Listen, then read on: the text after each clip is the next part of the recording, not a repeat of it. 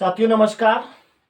हिंदी में हम आपको संधि पढ़ा रहे हैं और स्वर संधि और व्यंजन संधि दो समाप्त हो गई हैं। उनके कुछ सवाल हमने आपको दिए हैं, आपने किए भी। हो सकता है कुछ लोग जो जागरूक हैं किताब के भी सवाल किए होंगे। हमने आपसे पूछा था कि आप हमें बताएंगे कि अगले भाग में हम विसर्ग संधि शुरू करें या स्वर संधि और व्यंजन संधि की प्रैक्टिस करा दें। तो कमेंट आए, कुछ लोग बताए कि आप प्रैक्टिस करा दीजिए, कुछ लोग तो कुछ नहीं बोले और कुछ लोग को कमेंट्स में कुछ था ही नहीं। तो हम अपने हिसाब से फिलहाल, जैसे दो कमेंट आए हमारे पास कि आप प्रैक्टिस कराइए, तो साक्षी सिंह चौहान को ये उन्होंने कहा था प्रैक्टिस करा दीजिए, और एक और कमेंट आया था। तो हम प्रैक्टिस ही करा देते हैं, पहले स्वर संधि और व्यंजन संधि की प्रैक्टिस करा लेंगे, इससे फायदा होगा आपका। एक नोट्स जो बन रहा है उसमें शब्द भी मिल जाएंगे। तो हम आज के भाग में प्रैक्टिस ही कराएंगे। कुछ सवाल हम आपको स्क्रीन पर देंगे और उनको आप लगाइएगा। तुरंत पहले आप लगाना और एक चीज ध्यान देना, जैसे मान लिया सवाल लिखा है कि ऐसे लिख के आएगा, अभी ना लिखना, अभी प्रैक्टिस नहीं शुरू हुई है। देखो अभी वीडियो बना रहे हैं हम, तो जितना संभव है जैसे भी दिमाग लगा रहे हैं कि कैसे ज्यादा से ज्यादा क्वेश्चन आप तक पहुंच जाए। तो ये एक प्रयास है हमारा। जैसे मान लिया पूछा गया दिगंबर में कौन सी संधि है, ये पूछ लिया गया। ऑप्शन भी होगा। पहला ऑप्शन स्वर संधि, दूसरा व्यंजन संधि, तीसरा ऑप्शन विसर्ग संधि, चौथा ऑप्शन यहां सी होगा, यहां डी होगा, चौथा ऑप्शन इनमें से कोई नहीं। इनमें से कोई नहीं इसलिए कि तीन ही संधि होती हैं, चौथी कहां से आएगी। तो आपको इसको पहले बताना है दिगंबर में कौन सी संधि है।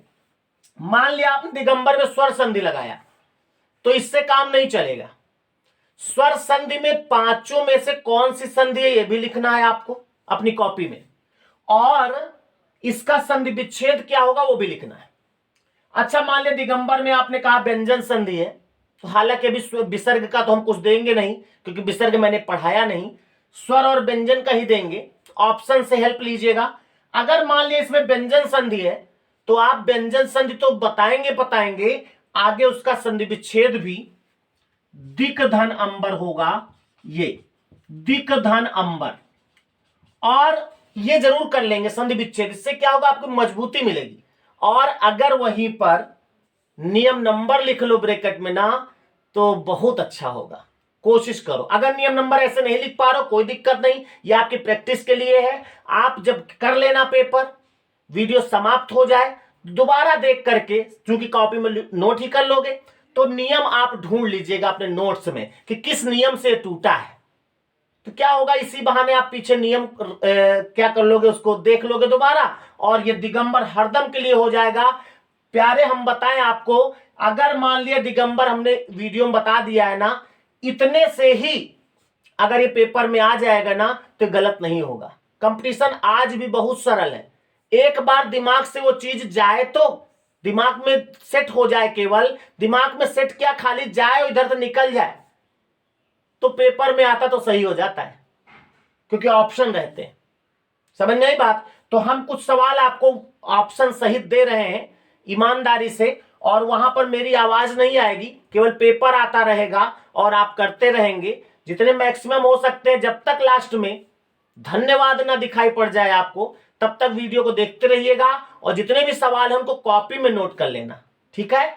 तो अगले भाग में जितने सवाल मैं दे रहा हूं, इसमें जितने भी सवाल दूंगा, ऑप्शन भी दूंगा, उन सभी सवालों का डिस्कस हम करेंगे और आप तब अपना आंसर मिलाइएगा। ये एक छोटा सा टेस्ट होगा आपका। अगर ये टेस्ट बेस्ट हो गया तो थोड़ा रेस्ट करना, और नहीं तो फिर और मेहनत करनी पड़ेगी, ठीक है। और इसमें नंबर कितने आए ये आप जानेंगे और कोई नहीं जानेगा। और लेकिन जिस चीज को आप केवल जान गए, आदमी अपने आप को जान गया, कोई भी पेपर देने जाता है ना, तो अगर उसके अंतरात्मा से पूछ लो कि बताओ इस पेपर में तुम्हारा नाम आएगा कि नहीं, तो उसकी अंतरात्मा की आवाज अगर देखा जाए तो रिजल्ट उसी वक्त मालूम पड़ जाता है कि हाँ नाम आएगा कि नहीं आएगा। वो अलग बात है, कोई किसी चीज का पेपर सॉल्व करके निकला, अगर आप पूछ लो कैसा पेपर हुआ तो अच्छा हुआ, लेकिन हृदय से अगर पूछो, दिल से अगर बताएगा, तब अगर बता दे कि नहीं अच्छा हुआ तो पक्का उसका नाम ही आएगा। लेकिन उसकी अंतरात्मा ये बताती है कि यार इतने सवाल तुक्का लगा के आए, अगर उसमें 15 सही हो गए 20 सही हो गए तो ये होगा वो होगा, फिर कुछ नहीं होता है। ठीक है, तो ज्यादा बात ना करके हम आपको सवालों की ओर ले चल रहे हैं और हम यहीं से आपसे नमस्ते करते हैं। सवालों को आप जरूर लगा लीजिएगा। नमस्कार। ये रहे सवाल।